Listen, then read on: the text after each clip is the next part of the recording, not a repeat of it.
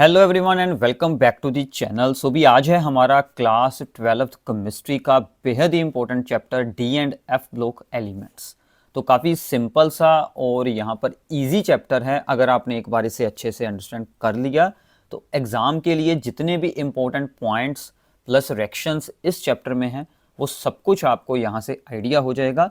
बस आपको ध्यान से बैठकर इस वीडियो को सुनना है, ठीक है। तो इसमें हम लोग बेसिकली पहले डी ब्लॉक एलिमेंट्स के बारे में रीड करेंगे।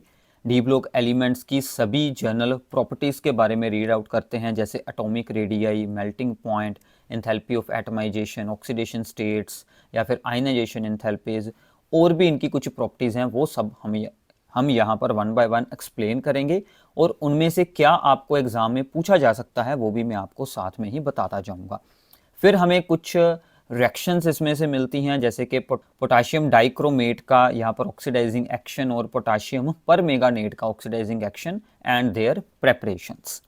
उसके बाद हम लोग एफ ब्लॉक एलिमेंट्स के बारे में इसमें स्टडी करेंगे, ठीक है। तो ये सिंपल सा हमारा चैप्टर है, ध्यान से सुनिएगा। तो स्टार्ट करते हैं इसको। सबसे पहले डी ब्लॉक होता क्या है अभी, ग्रुप नंबर 3 से लेकर ग्रुप नंबर 12 तक जो एलिमेंट्स आते हैं उनको डी ब्लॉक का नाम दिया गया है, क्योंकि इनकी इलेक्ट्रॉनिक कॉन्फ़िगरेशन में लास्ट इलेक्ट्रॉन डी सबशेल में एंटर हुआ था, इसलिए इनका नाम डी ब्लॉक रख दिया गया।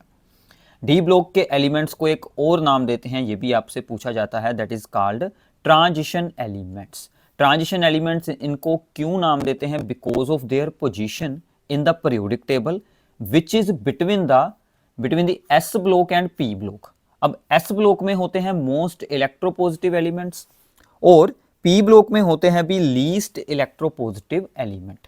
तो डी ब्लॉक मोस्ट इलेक्ट्रोपॉजिटिव और लीस्ट इलेक्ट्रोपॉजिटिव एलिमेंट्स के बीच के जो एलिमेंट्स हैं वो हैं, यानी कि उनके बीच की एक ट्रांजिशन को ये रिप्रेजेंट करते हैं, इसलिए इनको क्या बोल देते हैं? ट्रांजिशन एलिमेंट्स, ठीक है। ट्रांजिशन एलिमेंट्स की डेफिनेशन आपको जरूर याद रखनी है, एग्जाम में इसके ऊपर भी बेस्ड कई बार प्रॉब्लम्स आपसे पूछ ली जाती हैं।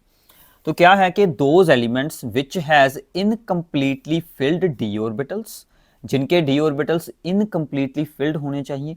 डी में कितने इलेक्ट्रॉन आ सकते हैं अभी? टोटल 10। तो इनकम्प्लीट यानी कि 10 से कम इलेक्ट्रॉन होने चाहिए डी ऑर्बिटल्स में इन देयर ग्राउंड स्टेट, चाहे उनकी ग्राउंड स्टेट में हो या फिर any of its oxidation state, या फिर अगर उनका हम लोग कोई पॉजिटिव आयन बनाएं उसमें उनका जो डी ऑर्बिटल है वो पार्शली फिल्ड हो जाए, ठीक है। तो ये इनकी डेफिनेशन है, यानी कि डी ब्लॉक को, यानी कि ट्रांजिशन एलिमेंट होने के लिए क्या रिक्वायरमेंट है कि incompletely filled D orbitals in their ground state और any of their oxidation states. इसमें आपसे ये भी पूछा जा सकता है कि जो जिंक, कैडमियम और मरकरी है, जो लास्ट वाला इसमें ग्रुप आता है, ठीक है, जिंक, कैडमियम और मरकरी, इनके पास जो है भी वो डी ऑर्बिटल्स कंप्लीटली फिल्ड रहते हैं, तो फिर भी इनको डी ब्लॉक में ही रखा जाता है, क्योंकि इनकी ज़्यादातर प्रॉपर्टीज ट्रांजिशन एलिमेंट के साथ मैच करती हैं और इनकी स्टडी भी इनके साथ ही कर ली जाती है, ठीक है। तो इनको आप लोग, these are not the transition elements, ठीक है। जिंक, कैडमियम और mercury are not transition elements but they are in d block, ठीक है। तो डी ब्लॉक में इनको रख लिया, बट ये ट्रांजिशन एलिमेंट डेफिनेशन के अकॉर्डिंग तो नहीं बनते, ठीक है। ये भी बात आप लोगों ने याद रखना है, बिकॉज उनके डी ऑर्बिटल कंप्लीटली फिल्ड रहते हैं। तो ऐसे ही डी ब्लॉक एलिमेंट्स में आपको यहाँ पर एक बार रिप्रेजेंट कर देता हूँ, ठीक है। तो ये इसकी है भी सबसे पहली सीरीज, जिसमें के कौन से डी ऑर्बिटल फिल होते हैं? हमारे 3D ऑर्बिटल्स, ठीक है। और फिर आती है ऐसे ही 4D सीरीज, फिर आती है भी ऐसे हमारे पास 5D सीरीज, फिर आती है भी हमारे पास 6D सीरीज। तो ऐसे ये इसमें 4 सीरीज होती हैं, ठीक है। सबसे पहली सीरीज तो आपने याद रखनी है, स्कैंडियम टाइटेनियम वाली। इनको याद रखने के लिए कुछ शॉर्टकट्स बनाए होते हैं, ठीक है, वो आप लोग कहीं से भी इंटरनेट से रीड आउट कर सकते हैं, अदरवाइज मैं डिस्क्रिप्शन में उनको वहाँ पर ऐड कर दूंगा, आप लोग वहाँ से रीड आउट करके इन एलिमेंट्स को याद रख सकते हैं, ठीक है भी।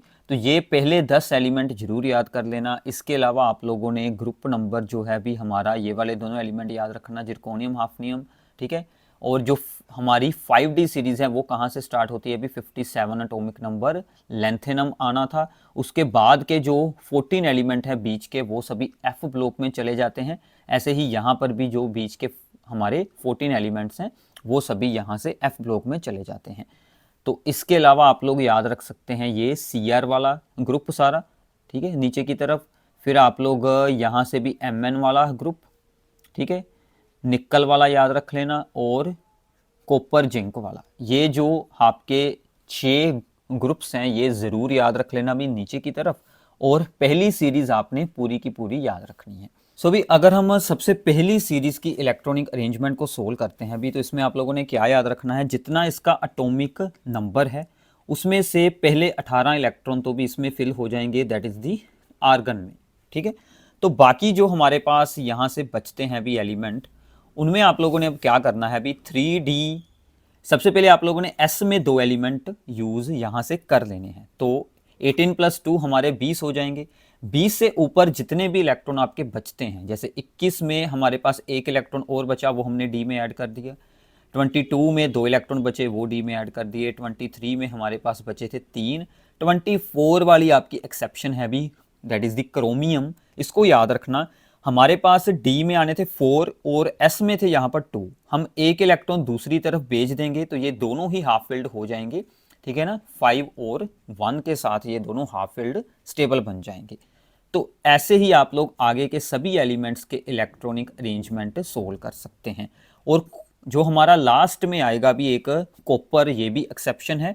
29 थे, 9 एलिमेंट D में आने थे, बट हमने 1 इलेक्ट्रॉन S से दूसरी तरफ शिफ्ट कर दिया, इसको भी हाफ फिल्ड स्टेबल बनाने के लिए। इस तरह से इसका जो सभी का इलेक्ट्रॉनिक अरेंजमेंट आप लोगों ने ज़रूर सोल्व करना है भी।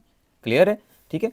तो ये कुछ D ब्लॉक एलिमेंट्स की आपके पास इंट्रोडक्शन होगी। जो मैंने आपको यहाँ से ग्रुप्स बताए हैं वो सभी सोल्व आउट कर लो, और साथ में इस पूरी जो सीरीज़ का इलेक्ट्रॉनिक अरेंजमेंट सोल्व कर लो, तो इतने से हमारा काम आराम से हो जाएगा। क्लियर है। तो आगे चलते हैं, अभी इनकी जनरल प्रॉपर्टीज़ को स्टार्ट करते हैं 1 बाय 1। सबसे पहली प्रॉपर्टी है अभी हमारे पास एटॉमिक रेडियस। अब देखो भी, वैसे हम लोग पीरियोडिक टेबल में क्या रीड करते हैं कि अलोंग द पीरियड जाएंगे तो एटॉमिक रेडियस डिक्रीज होता है, ठीक है, क्योंकि न्यूक्लियर चार्ज जो कि इफेक्टिव न्यूक्लियर चार्ज इंक्रीज होता था। बट यहाँ पर कुछ एक्सेप्शंस आएंगी। पहले एटॉमिक रेडियस हमारा डिक्रीज होगा, ठीक है, सिंपली। जो बीच वाले 3 एलिमेंट्स हैं भी, इसके लिए सेम रह जाएगा चार्ज, ठीक है। और जो आखिर वाले 2 एलिमेंट हैं भी, इसके लिए फिर से क्या होगा भी, इंक्रीज हो जाएगा, ठीक है। तो स्टार्टिंग वालों के लिए डिक्रीज होगा, बीच में फिर से सेम बन जाएगा, और लास्ट में जो आएंगे उनके लिए इंक्रीज हो जाएगा एटॉमिक रेडियस। इतना क्लियर है। अब देखो, स्टार्टिंग में डिक्रीज होने का क्या रीज़न है कि स्टार्टिंग में हमारा जो नॉर्मल होता है वही रूल अप्लाई होगा कि न्यूक्लियर चार्ज इंक्रीज होता है, ठीक है। जैसे जैसे एटॉमिक नंबर इंक्रीज होगा, number of the protons increase होंगे, तो वैसे वैसे ही आपके पास न्यूक्लियर चार्ज जो है भी वो यहाँ पर इंक्रीज होता रहेगा। और इलेक्ट्रॉन्स जो हैं भी, उनका D ऑर्बिटल्स में पुअर शील्डिंग इफेक्ट होता है, वो न्यूक्लियर चार्ज को इतना कुछ खास रोकेंगे नहीं, because they have the poor shielding effect, इसलिए एटॉमिक रेडियस डिक्रीज हो जाएगा।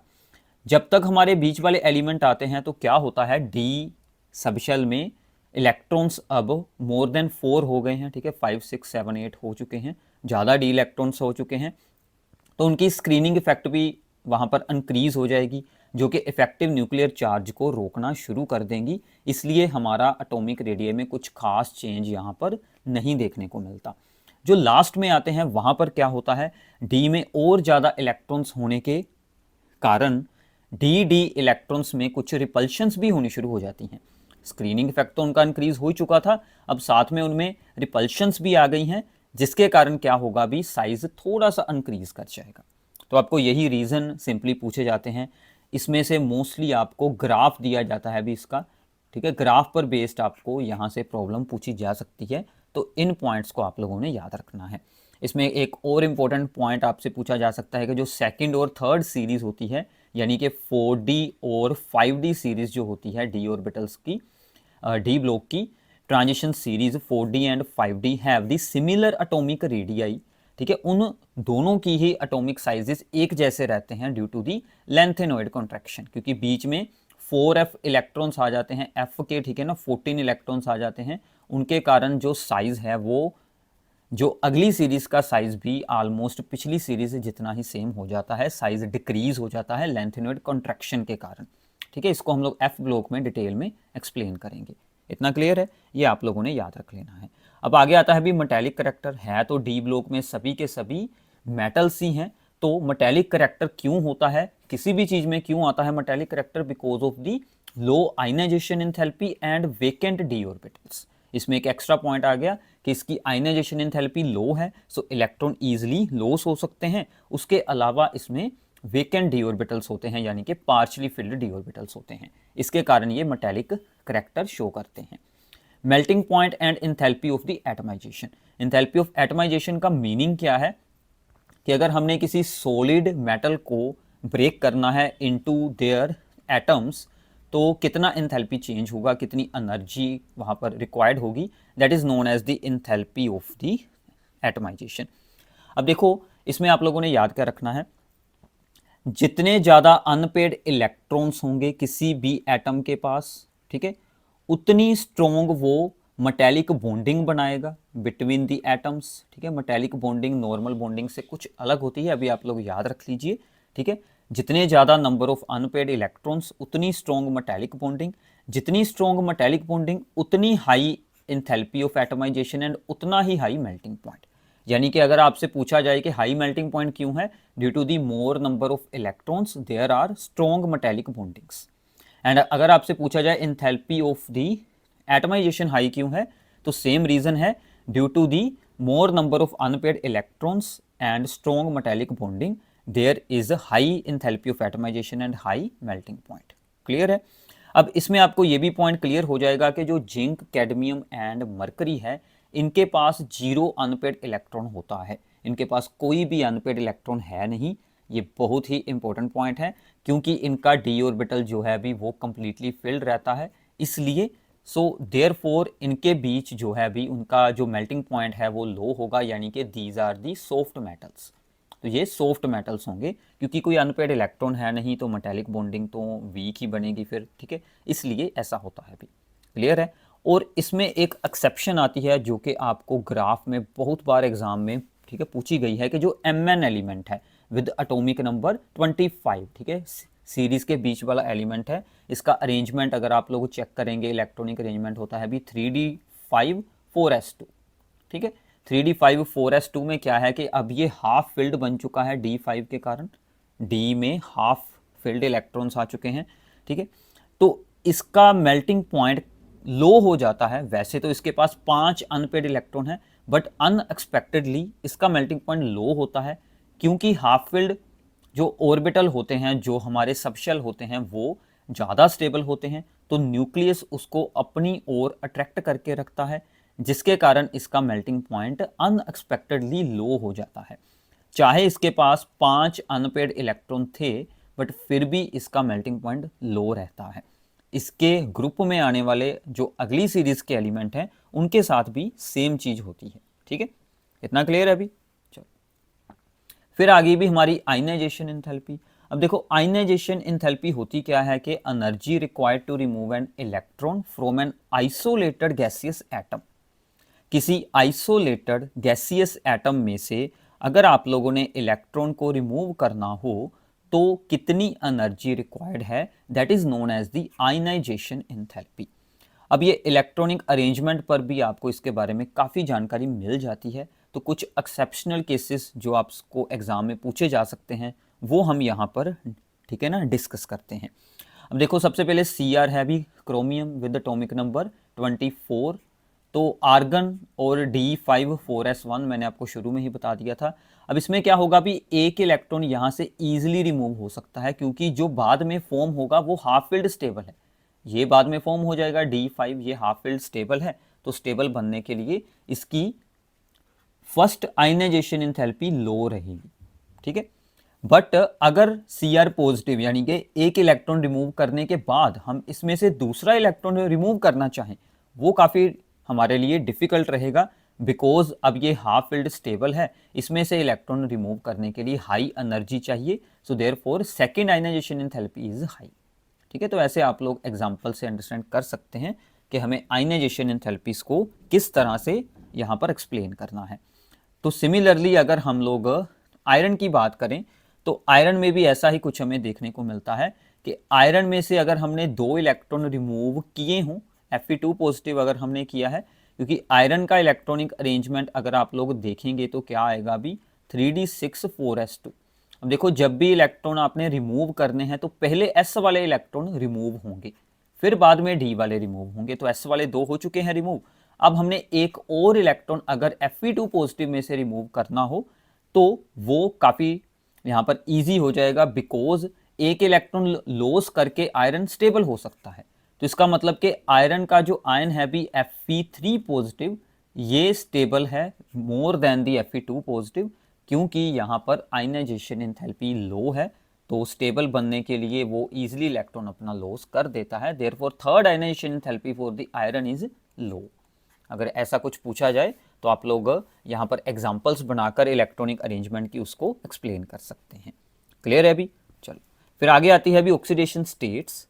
ट्रांजिशन एलिमेंट्स में वेरिएबल ऑक्सीडेशन स्टेट्स शो होती हैं। वेरिएबल मतलब कि एक से ज़्यादा ऑक्सीडेशन स्टेट इनमें शो हो सकती है। ठीक है, जितने भी हमारे ट्रांजिशन एलिमेंट्स हैं ऑलमोस्ट सभी में, कुछ कुछ एक्सेप्शंस आएंगी यहाँ पर। पहले इसका रीज़न जान लेते हैं ऐसा क्यों होता है। Because of the incomplete filling of d orbital. अब देखो इसमें डी ऑर्बिटल्स भी साथ में ही पार्टिसिपेट करते हैं। जैसे हम लोग पहली सीरीज में देखें तो हमारे पास 3d 4s है, ऐसे अगली सीरीज में देखोगे तो 4d और ठीक है ना 5s हैं, 5d और 6s हैं। तो s के साथ साथ d इलेक्ट्रॉन्स भी जो है वो केमिकल बॉन्डिंग में पार्ट लेते हैं।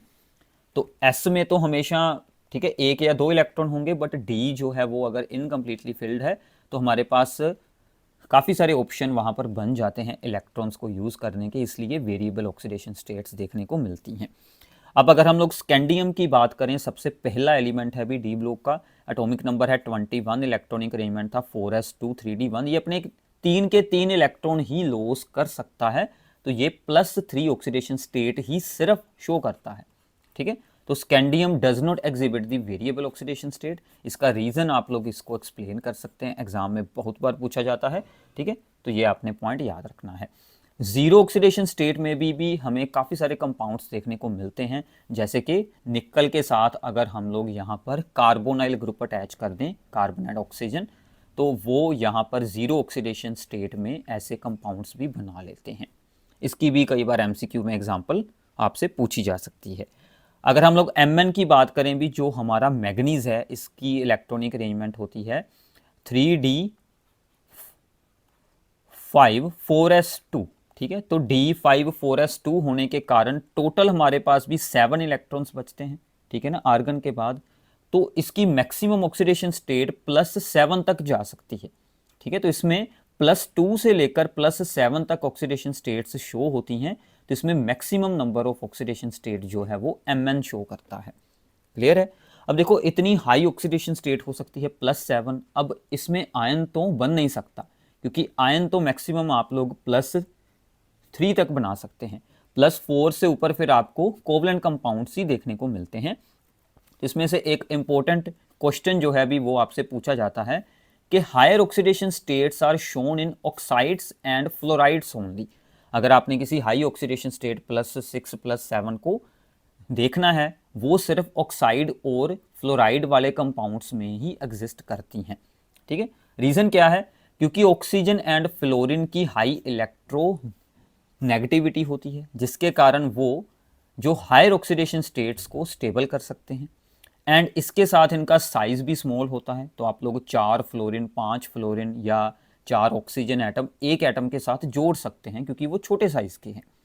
तो ये दोनों रीज़न आप लोगों ने याद रखने हैं कि सिर्फ ऑक्सीजन एंड फ्लोरीन ही हाई ऑक्सीडेशन स्टेट वाले कंपाउंड बनाते हैं, because their electronegativity is high and their size is small. ठीक है, so they bring out the highest oxidation state in the transition elements. ठीक है, तो ये बात आप लोगों ने याद रख लेनी है।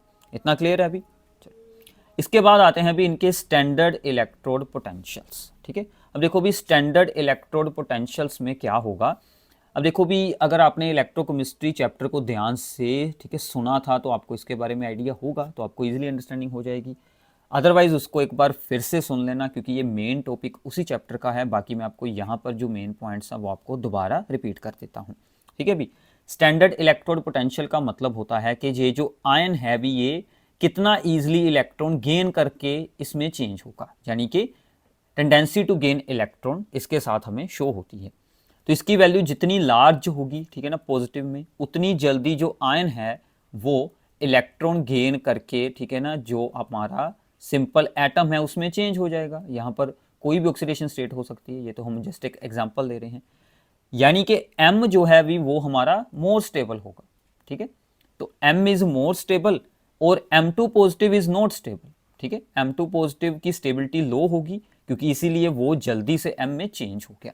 तो यहाँ पर आप लोग स्टेबिलिटी भी चेक कर सकते हैं, लार्ज पॉजिटिव वैल्यू, तो इस तरफ की चीज आपकी ज़्यादा स्टेबल रहेगी। क्लियर है। अब देखो जो ई नोड वैल्यूज हैं भी, ये डिपेंड करती हैं इलेक्ट्रोड पोटेंशियल वैल्यू 3 एनर्जीज पर। 3 हमारी इंथैल्पीज हैं, नाम याद रखना भी। सबसे पहली है सब्लिमेशन इंथैल्पी। सब्लिमेशन मतलब मान लीजिए आपके पास कोई सॉलिड मेटल है, उसको मैंने चेंज करना है इनटू दी गैसियस मेटल, तो वहां पर क्या लगेगी भी हमारी सब्लिमेशन इंथैल्पी। ठीक है, तो यहाँ पर क्या लगेगी, सब्लिमेशन इंथैल्पी। फिर हमने इस गैसियस एटम में से इलेक्ट्रॉन्स को रिमूव किया, तो इलेक्ट्रॉन रिमूव करने के लिए क्या लगती है अभी, आयनाइजेशन इंथैल्पी। फिर इस गैसियस आयन को हमने एक्वस फॉर्म में चेंज कर लिया, तो फिर हमारी क्या लगेगी भी वहां पर, that is the hydration enthalpy. ठीक है, तो ऐसे आपकी ये जो 3 इंथैल्पीज हैं वो यूज होती हैं। ठीक है, सब्लिमेशन और आयनाइजेशन इंथैल्पी जो है भी वो यहाँ पर हमें एनर्जी इसके बीच ऐड करनी होगी, यानी इंथैल्पी चेंज अगर आप लोग देखेंगे तो साइन भी वहां पर हमारे पॉजिटिव बनेंगे। ठीक है, और जो हाइड्रेशन इंथैल्पी है वो रिलीज होती है, उसका साइन क्या बनेगा अभी, नेगेटिव में बनेगा इंथैल्पी चेंज को अगर आप लोग चेक करेंगे तो। इतना क्लियर है।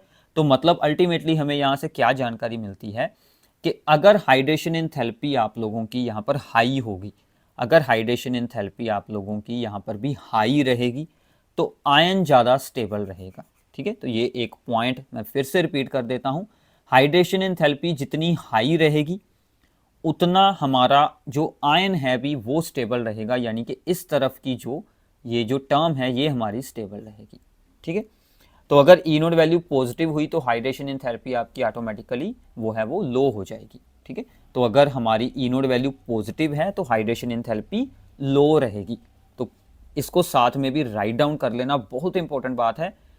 अगर हाई ई नोड वैल्यू है पॉजिटिव में तो हाइड्रेशन इंथैल्पी लो है, अगर हमारी हाइड्रेशन इंथैल्पी हाई है तो ई नोड वैल्यू आपकी लो रहेगी और हमारा आयन जो है वो ज़्यादा स्टेबल होगा। ठीक है भी, तो ये कुछ बातें हैं भी जो आप लोगों ने याद रखनी है। बाकी मैंने इन सभी टॉपिक्स पर सेपरेट वीडियोस बनाई हैं भी, अगर आपको इसको डिटेल में जानना है तो वहाँ से सुन सकते हो। अगर ज़्यादा मुश्किल फील हो तो ये कुछ प्रॉब्लम्स हैं जो एग्जाम में आती हैं, बस इनके आंसर याद रख लेना। ठीक है भी, तो why E nought value for the copper is positive. Copper के लिए ई नोड वैल्यू पॉजिटिव की होती है, मैंने आपको अभी बताया था। ई नोड वैल्यू पॉजिटिव तो हाइड्रेशन इंथैल्पी लो, तो लो हाइड्रेशन इंथैल्पी होती है भी, इसलिए ऐसा होता है because high energy required to convert the copper to copper positive ions is not balanced by its low hydration enthalpy. यानी कि मेन बात आपकी ये है कि ये जो हमारा यहाँ पर भी फॉर्म हो रहा था आयन, उसको स्टेबलाइज करने के लिए हाइड्रेशन इंथैल्पी लो रहती है, इसलिए ऐसा होता है। ठीक है, फिर ऐसी भी आपको प्रॉब्लम आ सकती है कि हमारे पास है अभी ई node values for the Mn3 positive Mn2 positive couple, यानी कि यहाँ से यहाँ पर चेंज होगा एक इलेक्ट्रॉन का गेन करके। Couple is much more positive than the Cr3 positive to Cr2 positive, या फिर आयरन वाले केस से। अब देखो इसमें क्या है, मैंने आपको पहले ही बताया था कि जितनी ई नोड वैल्यू हमारी पॉजिटिव में हाई होगी उतनी इस साइड की हमारी चीज है वो स्टेबल रहेगी। अब Mn2 पॉजिटिव क्यों स्टेबल है, because Mn2 positive is half filled. अब वो हाफ फिल्ड है तो वो ईजिली फॉर्म हो पाएगा, तो वो ज़्यादा स्टेबल है, वो जल्दी इलेक्ट्रॉन गेन करेगा, इसलिए उसकी ई नोड वैल्यू हाई है। ठीक है, इतना क्लियर हो गया। और अगर हम लोग जो बाकी की 2 एग्जांपल्स थी भी Cr3 पॉजिटिव Cr2 पॉजिटिव में, इसकी कोई स्पेशल स्टेबिलिटी का यहाँ पर रीज़न हमें मिलता नहीं। तो Fe वाले में तो हमने पहले रीड किया था कि Fe3 पॉजिटिव ज़्यादा स्टेबल होता है, तो वो आप लोग रीज़न यहाँ पर एक्सप्लेन कर सकते हैं। मेन रीज़न यही है कि Mn2 positive half field stable है, इसलिए उसकी ई नोड वैल्यू पॉजिटिव में हो जाती है। ठीक है, तो अब इससे आप लोगों ने एक और बात याद रखनी है, जितनी हाई ई नोड वैल्यू है उतना स्ट्रोंग ये जो आगे वाला आयन है वो ऑक्सीडाइजिंग एजेंट बन जाएगा। ठीक है, तो ये सभी बातें हमने इलेक्ट्रोकेमिस्ट्री में की हुई हैं, बट यहाँ पर मैं आपको फिर से दोबारा बता रहा हूँ। ठीक है, तो ये वाला ऑक्सीडाइजिंग एजेंट बन जाएगा क्योंकि हाई ई नोड वैल्यू है, इसलिए। क्लियर है। फिर आपसे भी ये भी प्रॉब्लम बहुत बार पूछी जाती है कि copper 1 compounds are unstable in aqueous solution, why. Copper 1 compound क्या करते हैं, अभी वो एक्वस सॉल्यूशन में क्या हो जाती है, उनकी डिस्प्रपोर्शनेशन हो जाती है, यानी कि उनकी +1 ऑक्सीडेशन स्टेट चेंज होकर +2 और 0 ऑक्सीडेशन स्टेट में चेंज हो जाते हैं। ठीक है, तो उनकी ऑक्सीडेशन और रिडक्शन बहुत चीज़ें हो जाती हैं, इसको बोलते हैं डिस्प्रपोर्शनेशन। ठीक है, तो डिस्प्रपोर्शनेशन की डेफिनेशन यहाँ से रीड कर लेना। उसकी एक एग्जांपल भी आपको यहाँ पर और दी गई है, ये वैसे पोटाशियम पर मैंगनीज की रिएक्शंस में से आपको मिल जाएगी, तो ये भी आप उसकी एग्जांपल को ज़रूर सोल्व कर लेना। भी आपको डिस्प्रपोर्शनेशन की एग्जांपल भी एग्ज़ाम में पूछी जाती है। क्लियर है। ठीक है, तो डिस्प्रपोर्शनेशन की 2 एग्जांपल्स हैं। ये रिएक्शन वैसे भी इंपॉर्टेंट है, ठीक है ना, कई बार वैसे ही एग्ज़ाम में सोल्व करने के लिए आ जाती है। ओके, चलो आगे चलते हैं। आगे अभी जो डी ब्लॉक एलिमेंट्स हैं इसमें क्या बन जाते हैं अभी, कलर्ड कंपाउंड्स। ठीक है ना, कलर्ड आयंस बनाते हैं। कलर्ड आयंस बनने का मेन रीज़न अनपेयर्ड इलेक्ट्रॉन्स। ठीक है, क्योंकि डी जो हमारा यहाँ पर ऑर्बिटल है, डी ऑर्बिटल्स हैं, वो हमारे भी यहाँ पर पार्शली फिल्ड होते हैं, जिसके कारण उनमें अनपेयर्ड इलेक्ट्रॉन्स रहते हैं। तो अनपेयर्ड इलेक्ट्रॉन्स होने के कारण जो वहाँ पर इलेक्ट्रॉन्स हैं वो क्या शो करते हैं, एक डी सबशेल में से दूसरे डी सबशेल्स तक विजिबल लाइट में से एनर्जी को अब्जॉर्ब करके, ठीक है ना, ट्रांजिशन शो करते हैं।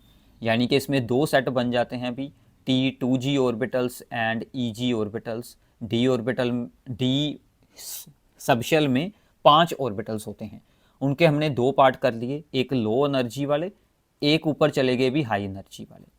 तो डी नीचे वाले में जो इलेक्ट्रॉन है वो विजिबल रेडिएशन को अब्जॉर्ब करके ऊपर की तरफ जो है वो अपनी ट्रांजिशन कर देगा, जिसके कारण एक स्पेसिफिक वेवलेंथ अब्जॉर्ब हो जाएगी और जो बाकी की वेवलेंथ वहां से ट्रांसमिट हुई हैं उसके अकॉर्डिंग हमें उस आयन का क्या शो हो जाएगा, अभी सम कलर शो हो जाएगा।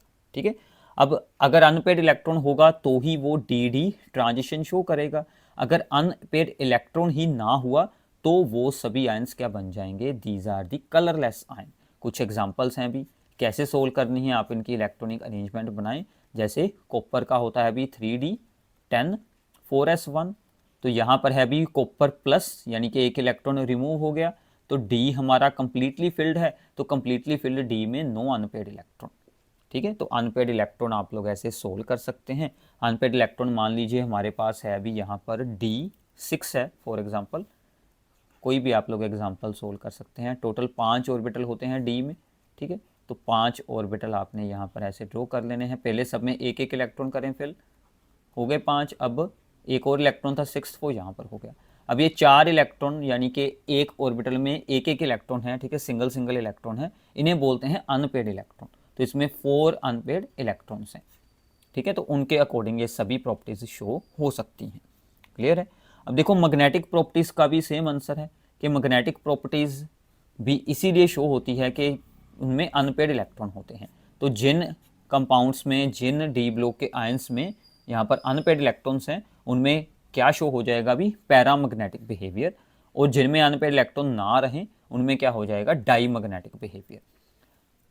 उनकी स्पिन मैग्नेटिक मूवमेंट आप लोग सोल्व कर सकते हैं, इलेक्ट्रॉनिक अरेंजमेंट बनाएं तो अनपेयर्ड इलेक्ट्रॉन आप लोगों ने सोल्व कर लेने हैं, जैसे मैंने आपको अभी ऊपर डी ऑर्बिटल्स बनाकर उनमें इलेक्ट्रॉन, ठीक है ना, फिल कर बताया है। तो अनपेयर्ड इलेक्ट्रॉन को सोल्व कर लें। तो अनपेयर्ड इलेक्ट्रॉन्स को सोल्व करने के बाद आपने फार्मूला लगाना है अभी spin magnetic moment mu which is equals to n into n+2 का स्क्वायर रूट। इसमें आंसर पुट करना तो आपको आंसर मिल जाएगा। इसकी यूनिट्स होती हैं अभी बोहर्स मैग्नेटन, BM। ये आप लोगों ने फिजिक्स में भी रीड किया होगा। क्लियर है। चलो तो आगे चलते हैं। अभी tendency to form the complexes, जो हमारे ट्रांजिशन एलिमेंट्स हैं वो यहाँ पर भी कम्प्लेक्स बना सकते हैं, यानी कि कोऑर्डिनेशन कंपाउंड्स बना सकते हैं। रीज़न क्या है इसका, क्योंकि इनका साइज स्मॉल है, हाई न्यूक्लियर चार्ज रहता है एंड इनके पास वेकेंट डी ऑर्बिटल्स होते हैं। तो ये 3 रीज़न आप लोगों ने याद रख लेने हैं अगर आपसे पूछा जाए कि डी ब्लॉक एलिमेंट्स कम्प्लेक्सेस क्यों बनाते हैं। ठीक है। इसके बाद इनके इंटरस्टिशियल कंपाउंड्स बन जाते हैं। इंटरस्टिशियल कंपाउंड्स क्या होते हैं भी, अब देखो भी डी ब्लॉक के जो भी एटम्स होते हैं इनके सॉलिड स्टेट में, क्रिस्टल में बीच में कुछ एम्प्टी स्पेसेस होती हैं। इन वॉइड्स को इंटरस्टिशियल वॉइड्स बोल देते हैं, इंटरस्टिशियल साइट्स बोल देते हैं। इनमें कुछ छोटे साइज के भी एटम्स हैं वो यहाँ पर, ठीक है ना, आ सकते हैं, ठीक है ना, फिल हो सकते हैं, जैसे कार्बन, बोरोन, ऐसे कुछ छोटे साइज के एटम इन तो इंटरस्टिशियल साइट्स में एंटर हो सकते हैं। इनको बोलते हैं फिर इंटरस्टिशियल कंपाउंड्स, ठीक है। तो ये बात आप लोग याद रख सकते हैं। इतना क्लियर है। इसके अलावा ये जो है भी D block elements, these can form the alloys. इनमें अलॉयज बन जाती हैं, यानी कि दो या दो से ज़्यादा हम लोग डी ब्लॉक के मेटल्स को आपस में इंटरमिक्स करवाकर होमोजीनियस मिक्सचर बना सकते हैं, उसको बोलते हैं अलॉय। अब अलॉय क्यों बनती है? क्योंकि इन सभी के जो एटॉमिक साइजेस हैं वो ऑलमोस्ट एक जैसे होते हैं। अगर हम किसी एक के एटम की जगह किसी दूसरे का एटम वहाँ पर प्लेस कर दें तो वो प्लेस हो जाता है, तो वो होमोजीनियसली उसमें, ठीक है, मिक्स हो जाता है। तो इसलिए इनकी अलॉयज ईजिली बन जाती हैं, ठीक है। अभी छोटे छोटे रीज़न हैं, आप लोग याद रख सकते हैं। इसके बाद है अभी these can act as a good catalyst. ये रिएक्शन में एज ए कैटलिस्ट यूज़ हो सकते हैं। वाई, रीज़न क्या है? बिकॉज ये इंटरमीडिएट बना सकते हैं रिएक्शन में एक इंटरमीडिएट स्टेट बनती है, ठीक है, वो बाद में ब्रेक होकर प्रोडक्ट्स बनाते हैं, तो ये इंटरमीडिएट स्टेट को ईजिली फॉर्म कर सकते हैं। ये अपनी जो है भी लार्ज सरफेस एरिया को प्रोवाइड करते हैं रिएक्शन में for the adsorption of the gases, ठीक है। तो जैसे हम लोग प्लेटिनम, निकल वगैरह यूज़ करते हैं रिडक्शन के लिए, तो वहाँ पर वो अपना लार्ज सरफेस एरिया प्रोवाइड करते हैं। एंड थर्ड, इनके जो आयंस होते हैं वो अपनी ऑक्सीडेशन स्टेट्स को चेंज कर सकते हैं इन द रिएक्शन के बीच। जैसे आपको एक Fe2 पॉजिटिव वाली इसमें एग्जांपल आती है, तो आयरन अपनी ऑक्सीडेशन स्टेट्स को चेंज कर लेता है रिएक्शन को फास्ट करने के लिए, और दोबारा से फिर उसी ऑक्सीडेशन स्टेट में वो चेंज हो जाता है, ठीक है। सो यहाँ तक थी भी इनकी जनरल प्रॉपर्टीज। अब आते हैं भी इनके कुछ इंपॉर्टेंट ऑक्साइड्स जो बनते हैं या फिर ऑक्सो अनायंस बनते हैं। तो जनरली ये इन कुछ फॉर्मूलाज के ऑक्साइड्स हमें बनाकर देते हैं, जैसे FeO हो गया, ठीक है ना, Mn2O3 हो गया, Fe3O4 हो गया, ऐसे अलग अलग इनमें ऑक्साइड्स के फार्मूले बन जाते हैं। स्कैंडियम सिर्फ एक ही ऑक्साइड बनाता है भी MO, ठीक है, फॉर्मूले का। और हायर जो ऑक्सीडेशन स्टेट वाले ऑक्साइड्स रहते हैं वो सभी एसिडिक होते हैं, ठीक है, और लोअर ऑक्सीडेशन वाले जो भी ऑक्साइड्स हैं वो सभी बेसिक होते हैं। तो ये दोनों पॉइंट्स आप लोगों ने याद रख लेने हैं, ठीक है। अब इसमें से एक इम्पोर्टेंट जो प्रॉब्लम है भी NCERT में से डायरेक्टली ही पेपर में बहुत बार आ चुकी है, सिंपल सा इसका आंसर है, आप लोगों ने याद रखना है कि how would you account for the increasing oxidising power in this series. इसमें इंक्रीजिंग ऑक्सीडाइजिंग पावर है भी, यानी कि इसकी ऑक्सीडाइजिंग पावर सबसे हाई, इसकी लो, इसकी उससे लो। इसका रीज़न आप लोगों ने बताता है। अब देखो, ऑक्सीडाइजिंग पावर है मतलब ये दूसरे की ऑक्सीडेशन करता है, खुद की इसकी रिडक्शन होती है, ठीक है। तो रिडक्शन होकर ये क्या बनाएगा, वो सबसे ज़्यादा स्टेबल तो इसके लिए होगा, तो ये ईजिली, ठीक है ना, रिड्यूस हो सकता है, यानी कि दूसरे को ये स्ट्रॉन्गली ऑक्सीडाइज कर सकता है। तो यही हमने आंसर में यहाँ पर एक्सप्लेन करना है कि this is due to the increasing stability of the species with lower oxidation state of the metal atom to which they are reduced। मतलब कि वो रिड्यूस होकर जो भी लोअर ऑक्सीडेशन स्टेट की अपनी स्पेसिस बनाते हैं उनकी स्टेबिलिटी के अकॉर्डिंग ही ये हमें ऑर्डर दिया गया है। तो वो हमने नीचे बता दिया कि जो MnO4 नेगेटिव है वो रिड्यूस होकर Mn2 पॉजिटिव बनता है, VO2 पॉजिटिव है वो VO2 1 पॉजिटिव है वो VO2 पॉजिटिव बन जाता है, Cr2O7 2 नेगेटिव है वो Cr3 पॉजिटिव बन जाता है। तो Mn वाला सबसे ज़्यादा स्टेबल है, उससे वीक ये है, उससे लो स्टेबिलिटी इसकी है, उसी के अकॉर्डिंग इसका ऑक्सीडाइजिंग एक्शन भी है, ठीक है। तो कुछ ऐसी कई यूनिक प्रॉब्लम्स होती हैं, अगर आपने रीड की होंगी तो ही आपको ये सब कुछ याद रहेगा।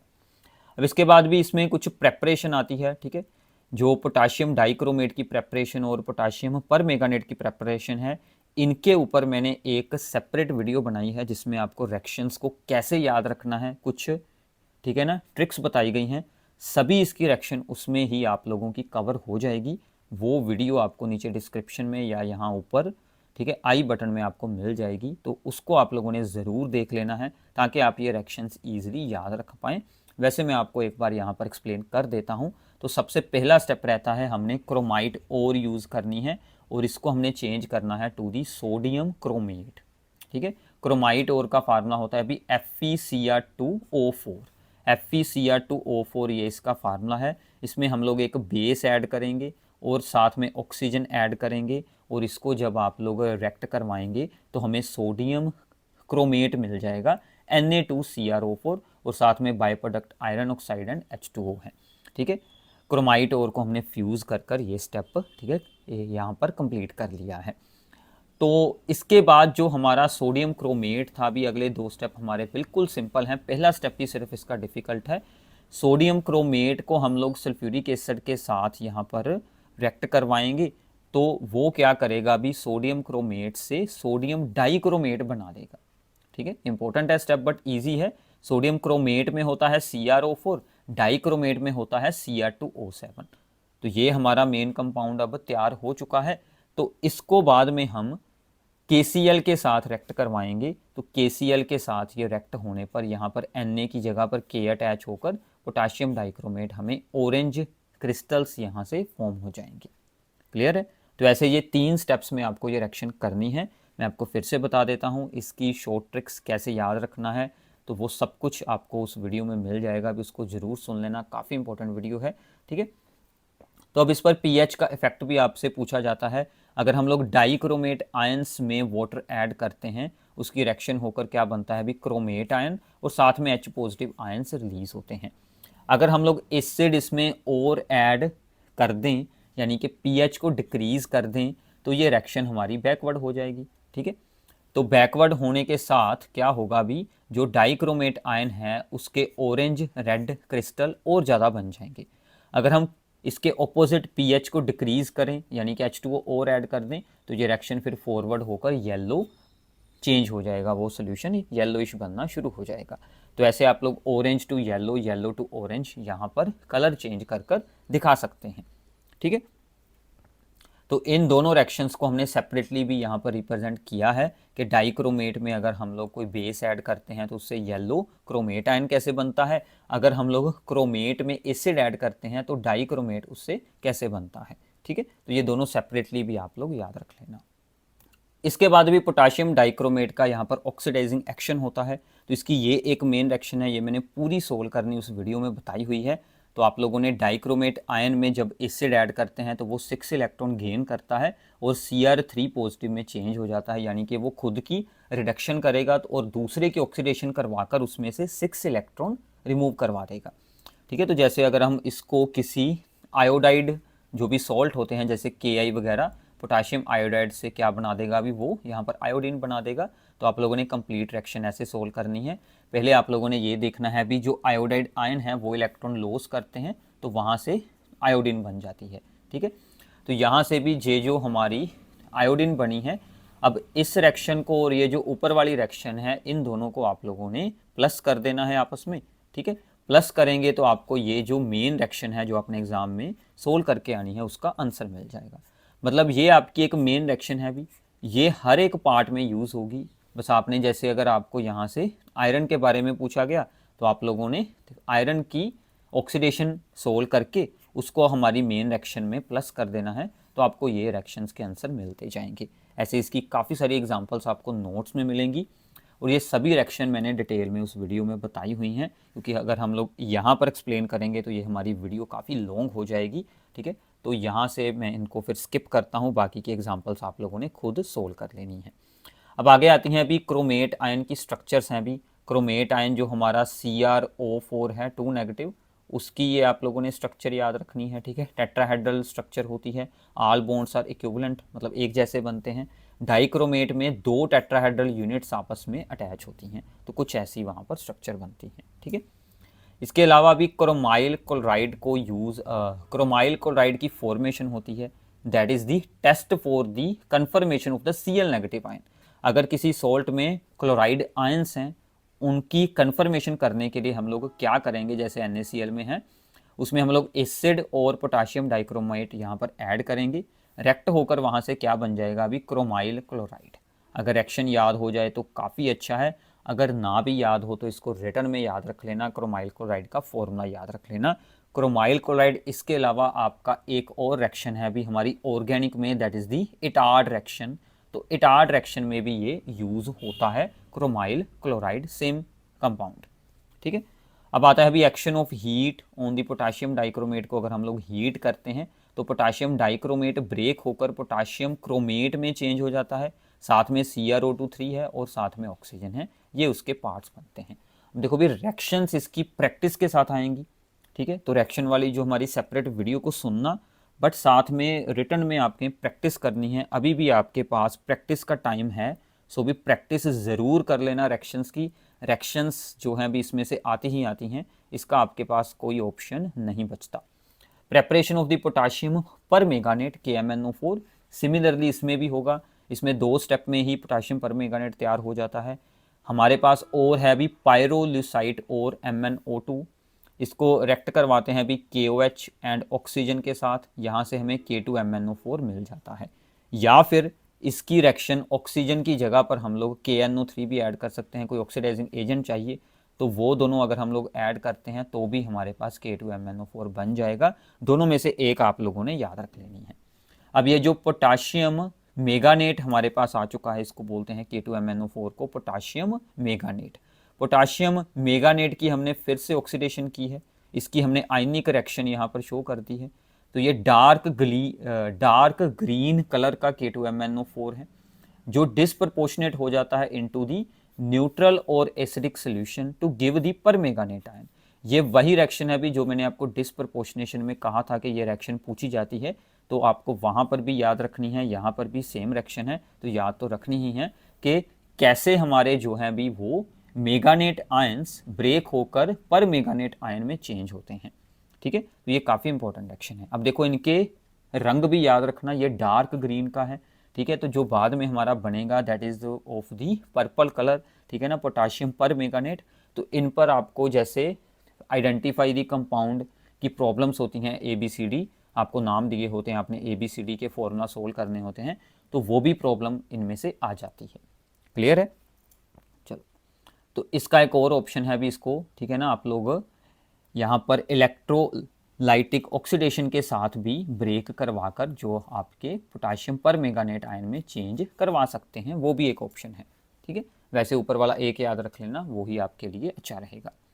इसके अलावा आपने इसमें से भी इसके ऊपर भी एक्शन ऑफ हीट करना है और इसका भी ऑक्सीडाइजिंग एक्शन आप लोगों ने रीड आउट करना है।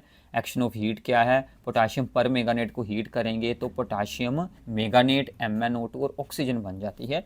दोनों की हीट की रिएक्शंस अगर आप लोग ध्यान से देखेंगे, पोटाशियम डाइक्रोमेट एंड पोटाशियम पर मेगानेट दोनों की एक जैसी रिएक्शंस ही यहाँ पर शो होती हैं।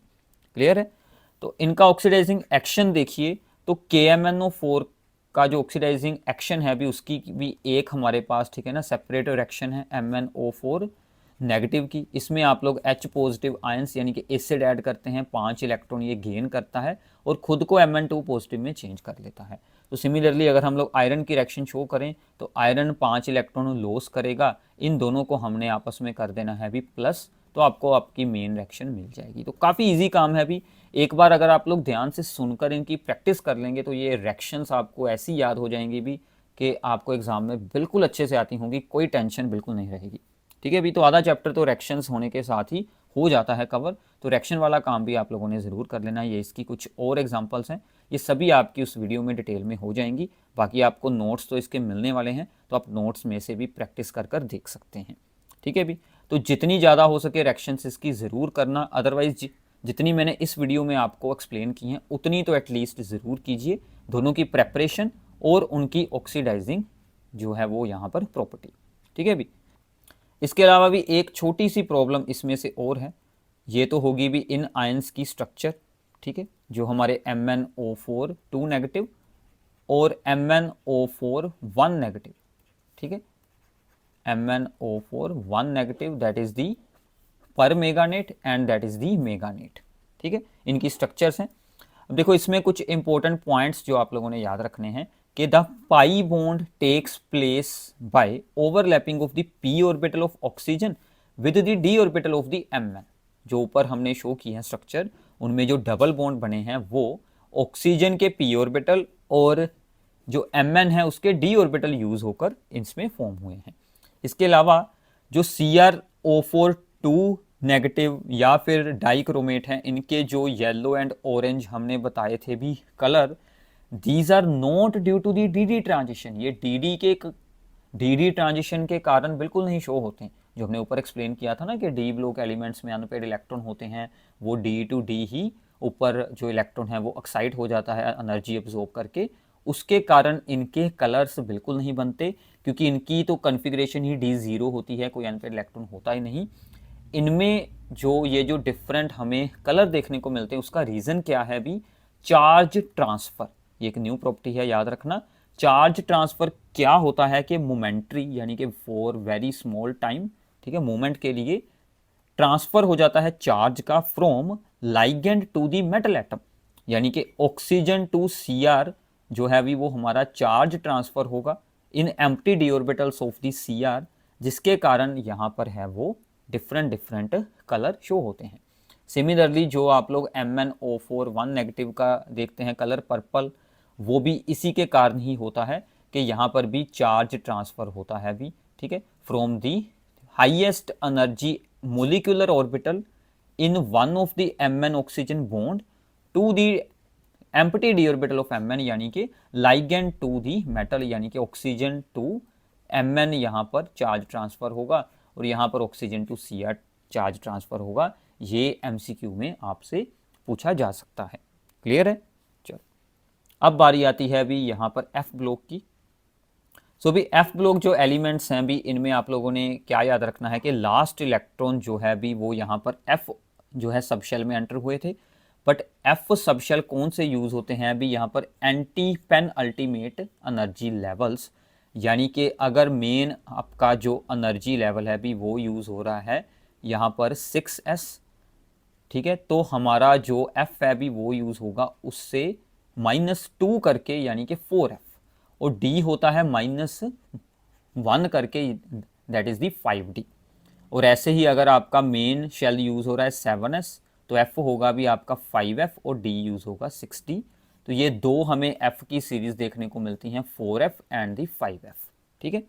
तो इसलिए इसका जनरल इलेक्ट्रॉनिक कन्फिगरेशन क्या रहेगा भी, n-2 और F में कितनी आएंगी 1 to 14 इलेक्ट्रॉन्स, और n-1 D में 0 to 1, यानी D में सिर्फ 0 या फिर 1 इलेक्ट्रॉन रहेगा, और S में हमेशा ही 2 इलेक्ट्रॉन होंगे, यानी कि अगर हम इसको रिप्रेजेंट करें तो कुछ ऐसा बन जाएगा भी 4f, फिर आ गया आपका 5D और फिर आ गया आपका 6s। इसमें हमेशा 2 इलेक्ट्रॉन रहेंगे, D में 0 और 1, और F में क्या होगा भी 1 to 14 इलेक्ट्रॉन्स रह सकते हैं। ऐसे सभी F ऑर्बिटल में जो एलिमेंट्स वो आते हैं। F ऑर्बिटल के हमने दो पार्ट्स भी यहाँ पर किए हुए हैं, लेंथेनोइड्स एंड दी एक्टेनोइड्स। लेंथेनोइड वो सभी एलिमेंट हैं भी जो लेंथेनम के बाद आए थे, सीरियम टू दी ल्यूशेटियम 58 से 71 तक, इनमें सभी में जो लास्ट इलेक्ट्रॉन F4f, ठीक है ना, सब शेल में एंटर हुआ था, इसलिए ये सभी बन गए लेंथेनोइड्स। फिर ऐसे ही जो एक्टेनियम है 89 एटॉमिक नंबर, थोरियम से लेकर लोरेंसियम तक 90 से लेकर 10, ठीक है ना, 3 तक, वो हैं भी यहाँ पर हमारे 5f ऑर्बिटल्स में एंटर होता है हमारा लास्ट इलेक्ट्रॉन, तो वो बन गए भी यहाँ पर सभी एक्टेनोइड्स। क्लियर है? चलो लेंथेनम जो है भी और जो यहाँ पर एक्टेनियम है, इनको भी F ब्लॉक में ही रख लिया जाता है, इनकी स्टडी भी उनके बीच कर ली जाती है, because these resemble properties with lanthanoids and actinium resemble the properties with actinoids, इसलिए इनको F ब्लॉक में इंक्लूड कर लिया गया है, ठीक है भी। तो ऐसी कुछ एक्सेप्शंस होती हैं। तो F ब्लॉक की ये हमारी भी पहली सीरीज़ है, ठीक है। तो पहली सीरीज़ में आपके 57 से लेकर 71 तक एलिमेंट आएंगे, ठीक है। तो हो सके तो इन सभी को याद रखना, अगर ना हुआ तो ये कुछ इंपॉर्टेंट है भी, ये तो याद रखना ही है कहाँ से शुरू हो रहा है और कहाँ पर ये हमारा, ठीक है ना, ख़त्म हो रहा है, दैट इज़ दी ल्यूशेटियम पर, ठीक है। तो ल्यूशेटियम पर हमारा ये, ठीक है ना, ख़त्म हो रहा है। और इनके अलावा आपने ये जो सीरियम, ठीक है, एक EU, GD, TB और यहाँ से ये जो YB, इतने एलिमेंट ज़रूर याद रखना with their atomic number. Cerium का है भी 58, अब इनकी इलेक्ट्रॉनिक कन्फिग्रेशन, अब देखो भी जीनोन गैस आएगी। जीनोन गैस कितने इलेक्ट्रॉन होते हैं भी 54, 54 यहाँ पर यूज़ हो गए। ऊपर वाले आप लोगों ने किस में यूज़ करने हैं 4f 5d 6s, सभी में सेम है। अब देखो डी में सिर्फ आएगा अभी एक इलेक्ट्रॉन या फिर जीरो। डी में एक इलेक्ट्रॉन वाले सिर्फ हमारे पास कुछ ही केस हैं। ये सिर्फ भी 3 एलिमेंट हैं जिनमें डी में एक इलेक्ट्रॉन आता है, ये एक ठीक है स्टार्टिंग वाला। ये 4 एलिमेंट है ठीक है ना, पहले 2 और एक ये बीच वाला है ठीक है, इसमें हाफ फिल्ड करना था इसलिए हमने डी में एक रख लिया। एक जो हमारा ठीक है ना लास्ट का एलिमेंट है, बाकी सभी डी में 0 हैं। एस में 2 रखने हैं, तो बाकी के आप लोगों ने एफ में यहाँ पर ऐड करने हैं। कुछ नहीं और सोचना, सिंपल है। आपको मान लीजिए एटॉमिक नंबर दे दिया है 62, 62 को आपने माइनस किया बाय 54, इलेक्ट्रॉन आपके पास 8 बच गए। अब 8 में से एस में 2 गए, डी में 0 और बाकी के 6 एफ में। ऐसे आप इसका इलेक्ट्रॉनिक अरेंजमेंट ईजिली सोल्व कर सकते हैं ठीक है भी। तो ये 5-6 एलिमेंट इसमें से ज़रूर याद रख लेना। इसमें क्या खासियत है, ये भी हाफ फिल्ड स्टेबल है, ये भी हाफ फिल्ड होने के लिए इसने एक इलेक्ट्रॉन डी में भेज दिया। ऐसे ही ये जो है इसको हाफ फिल्ड बनाने के लिए हम लोग एफ में से 2 इलेक्ट्रॉन्स को रिमूव कर सकते हैं, तो ये +2 ऑक्सीडेशन स्टेट शो कर सकता है ठीक है। तो ऐसे कुछ एक्सेप्शंस इसमें आ जाती हैं। तो यहाँ पर भी यहाँ पर भी +2 और +4 भी शो कर सकता है, क्योंकि +2 तो एस से ही जाएंगे और यहाँ से 2 और जाएंगे तो ये +4 शो करेगा। ऐसे ही केस यहाँ पर है, ये +2 करेगा, एस वाले सिर्फ जाएंगे क्योंकि ये हमारा कम्प्लीटली फिल्ड है। ऐसे कुछ एक्सेप्शंस इसमें आ जाती हैं ठीक है भी। चलो तो आगे चलते हैं। लेंथेनोइड्स जो हैं भी ये काफ़ी ज़्यादा रिएक्टिव होते हैं, therefore these tarnish readily on exposure to the air. Air में रखने पर इनके सरफेस की रिएक्शन हो जाती है और ये टार्निश हो जाते हैं। जैसे ठीक है सोडियम पोटाशियम का होता है, वैसे ही इनका भी सरफेस एयर के साथ रिएक्ट कर जाता है और अपने ऑक्साइड वगैरह वहाँ पर फॉर्म कर लेते हैं। इनकी हार्डनेस इंक्रीज हो जाती है with increase in the atomic number. Reactions सभी जो लेंथेनोइड्स हैं वो एक जैसी केमिकल प्रॉपर्टीज़ को रिप्रेजेंट करते हैं। तो आप लोगों ने कोई भी लेंथेनोइड एलिमेंट यूज़ करना है, वो सभी ऑक्साइड बनाएंगे, नाइट्रोजन के साथ रिएक्ट करेंगे, हेलोजन के साथ, कार्बन के साथ, वाटर के साथ रिएक्ट कर कर अपने हाइड्रोक्साइड बनाएंगे, किसी एसिड के साथ रिएक्ट कर कर हाइड्रोजन गैस रिलीज़ करेंगे। सभी में सेम रिएक्शन से शो हो जाएंगी ठीक है भी। बेसिक कैरेक्टर इनका इंपॉर्टेंट है भी। तो ये बेसिक अपने ऑक्साइड्स बनाते हैं भी +3 ऑक्सीडेशन स्टेट में, OH ठीक है ना, 3 इनमें से इनके साथ अटैच होता है। अब देखो इंपॉर्टेंट क्या है भी, जैसे जैसे आप लोग लेंथेनोइड्स की सीरीज़ में मूव करेंगे अलोंग द पीरियड, तो आयनिक साइज डिक्रीज होगा। तो छोटा आयन OH ग्रुप को स्ट्रोंगली अट्रैक्ट करेगा, तो उसका बेसिक कैरेक्टर वीक हो जाएगा। तो लास्ट वाला ल्यूशिटियम वीक बेस है क्योंकि स्मॉल साइज है ठीक है, ल्यूशेटियम का स्मॉल साइज है इसलिए, और लेंथेनम का साइज ज़्यादा है इसलिए वो स्ट्रॉन्ग बेस है। तो बेसिक कैरेक्टर डिक्रीज होता है अलोंग द सीरीज ठीक है। तो ये भी बात आप लोगों ने याद रखनी है, क्लियर है। अब इसी पर बेस्ड आती है भी लेंथेनोइड कंट्रैक्शन। इसी आयनिक रेडियाई जो कि पूरी सीरीज में इनका रेडियस यहाँ पर भी स्टेडीली डिक्रीज कर रहा है, यानी कोई एक्सेप्शन नहीं है, हर बार रेडियस डिक्रीज होना है, मतलब एक सार इनमें डिक्रीज हो रहा है। अगर आप लोग अलोंग द सीरीज मूव करेंगे तो ऐसे एटॉमिक रेडियस इनका 1 by 1 ionic radius atomic radius decrease होता है। इसको बोलते हैं लेंथेनोइड कॉन्ट्रैक्शन ठीक है। इसका रीज़न क्या है, तो एक बात और याद रखना भी, डिक्रीज कुछ ज़्यादा नहीं होता ठीक है, वेरी स्मॉल डिक्रीज है। जैसे सीरियम से लेकर ल्यूशेटियम तक अगर हम लोग एटॉमिक रेडियाई को चेक करें तो डिक्रीज 183 पिकोमीटर से 173 पिकोमीटर हुआ है। होता डिक्रीज है बट वेरी स्मॉल चेंज है। तो ये भी बात आप लोगों ने याद रखनी है। कोज क्या है भी, क्योंकि इलेक्ट्रॉन्स भी यहाँ पर एंटर करते हैं इन दी 4f ऑर्बिटल्स, और 4f ऑर्बिटल्स का पुअर शील्डिंग इफेक्ट होता है, जिसके कारण इफेक्टिव न्यूक्लियर चार्ज वहाँ पर इंक्रीज हो जाता है। इफेक्टिव न्यूक्लियर चार्ज इंक्रीज होने के कारण साइज हमेशा डिक्रीज ही होता है इसलिए ठीक है। तो इसलिए हमें यहाँ पर कंटिन्यूसली एक डिक्रीज देखने को मिलता है। इसके साथ साथ क्या क्या शो होता है, मैंने आपको शुरू में बताया था कि जो सेकेंड एंड थर्ड सीरीज़ है भी ट्रांजिशन एलिमेंट की, उनकी प्रॉपर्टीज सेम हो जाती हैं, उनके एटॉमिक साइज सेम हो जाते हैं। इसको आप लोग कैसे एक्सप्लेन कर सकते हैं। अब देखो ये है भी हमारा सेकेंड सीरीज़ का एलिमेंट ठीक है जिरकोनियम, और ये है हमारा थर्ड सीरीज़ का element that is the hafnium. अब होता क्या है जनरली कि जैसे हम लोग डाउन द ग्रुप जाएंगे तो साइज तो इंक्रीज करना था, but due to the lanthanoid contraction hafnium का साइज डिक्रीज हो गया। तो जितना इंक्रीज होना था उतना ही डिक्रीज हो गया, दोनों का इफेक्ट आपस में कैंसल आउट हुआ, तो वो अल्टीमेटली सेम साइज के बन गए। मान लीजिए जिरकोनियम का साइज है 100, अब 100 से नीचे हमें एक्सपेक्टेड था कि कितना होगा 104, उधर लेंथेनम का था भी 104, वहां से वो डिक्रीज होकर फिर से क्या बन गया अभी 100, ठीक है ना। तो इसीलिए जितना का वो इंक्रीज होना था उतना ही वो डिक्रीज हो गया। तो ऐसे आपको एक्सपेक्टेडली जो वहाँ पर सेम एटॉमिक रेडियस देखने को मिलते हैं, अगर सेम साइज होंगे तो उनकी सभी प्रॉपर्टीज़ भी सेम होगी। जिरकोनियम हाफनियम जस्ट एक एग्जांपल है। सेकंड और थर्ड सीरीज़ के हर एलिमेंट को आप लोग कंपेयर कर सकते हैं, जैसे कि मोलिब्डेनियम एंड दी टंगस्टन, ऐसे और भी आप लोग पेयर्स बनाकर देख सकते हैं। अब देखो लेंथेनोइड्स में साइज का कुछ स्मॉल चेंज ही हुआ है, हमने देखा है ओनली 10 पिकोमीटर का चेंज हो रहा है फॉर दी 14 एलिमेंट्स, ठीक है ना। 14 एलिमेंट्स में सिर्फ 10 पिकोमीटर का चेंज है, जिसके कारण इनके साइज ऑलमोस्ट सभी के एक जैसे हैं, जिसके कारण इनकी सभी की केमिकल प्रॉपर्टीज़ एक जैसी होती हैं, तो इनकी सेपरेशन हो पाना काफ़ी डिफिकल्ट हो जाता है। बेसिसिटी ऑफ हाइड्रोक्साइड हमने ऑलरेडी एक्सप्लेन की है कि अलोंग द सीरीज डिक्रीज होगी due to increase in the atomic number और increase in the atomic decrease in the size, ठीक है। बेसिसिटी डिक्रीज होगी बिकॉज एटॉमिक नंबर इंक्रीज होने के साथ डिक्रीज इन आयनिक साइज हो जाता है भी इसके कारण, ठीक है। आयनिक रेडियाई हमारा डिक्रीज होता है, छोटा आयन वीक बेस बनाएगा। क्लियर है।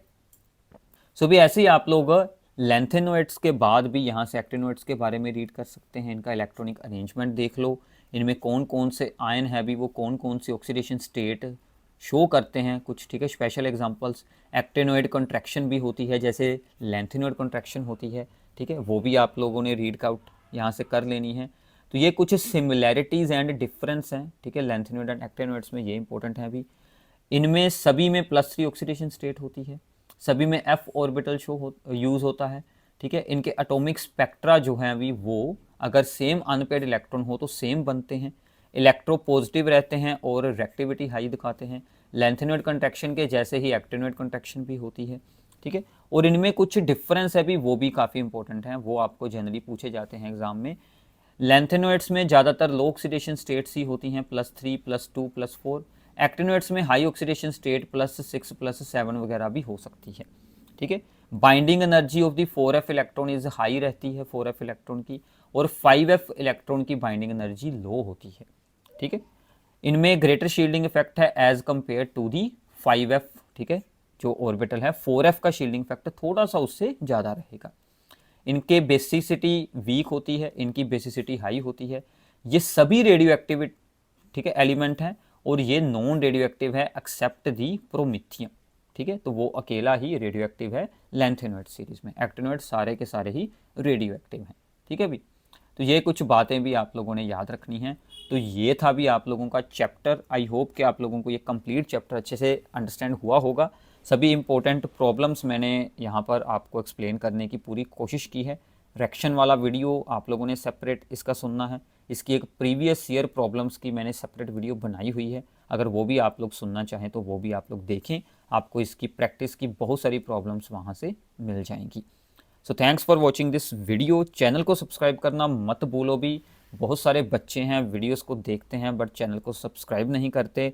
अपने सभी क्लासमेट्स, अपने सभी दोस्तों के साथ इसको शेयर करो ताकि उनको भी ऐसी अच्छी रिवीजन वीडियोस मिल सकें। Thanks for watching this video.